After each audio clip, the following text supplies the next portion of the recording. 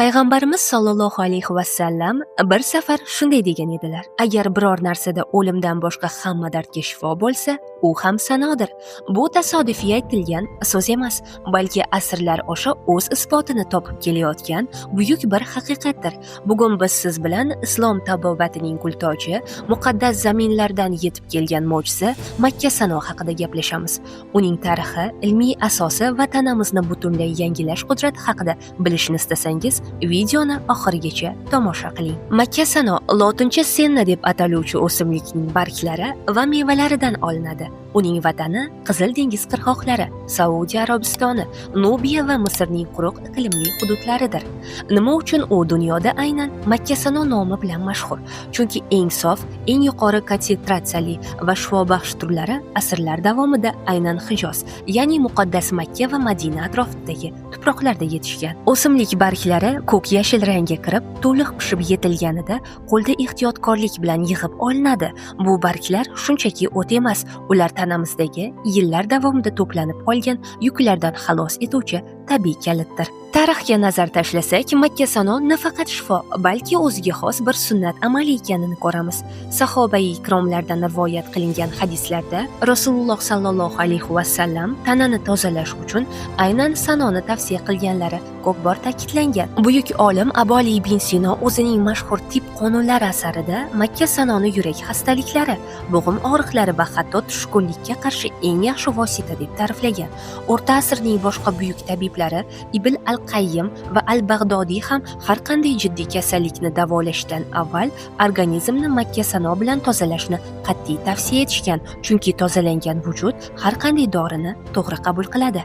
Xo'sh, ilm-fan bu borada nima deydi? Makka Sanoning mo'jizasi uning tarkibidagi senasid A va B deb ataluvchi faol moddalariga bog'liq. Ular oddiy laksativlardan tubdan farq qiladi. Senasidlar yo'g'on ichakning tabiiy harakatini tiklaydi. Birinchidan, u ichak mikroflorasini yangilaydi. Ma'lumki, inson immunitetining 70% aynan ichakda shakllanadi. Demak, ichak tozaligi bu kuchli immunitet deganidir. Ikkinchidan, zamonaviy tibbiyot Makka Sanoning surunkali ich qotishiga qarshi 90% dan yuqori samaradorligini klinik isbotlagan. Uchinchidan, tarkibidagi flavonoidlar yallig'lanishni to'xtatsa, organik kislotalar tanadagi og'ir metallar va toksinlarni bog'lab, tashqariga haydab chiqaradi. Sunnah Products tomonidan taqdim etilayotgan Makka Sano kapsulalari quyidagi holatlarda sizga eng yaqin ko'makchi bo'ladi. Birinchisi, organizmni chuqur detoks qilish. Qayta ishlangan oziq-ovqatlar va nosog'lom turmush tarzi natijasida ichaklarda to'planib qolgan toshlardan xalos etadi. Ikkinchidan, vaznni tartibga solish. Tanamizdagi ortiqcha suyuqlik va zararli tuzlarni chiqarib tashlash orqali vazn tashlash jarayonini tezlashtiradi. Uchinchidan, bo'g'im salomatligi.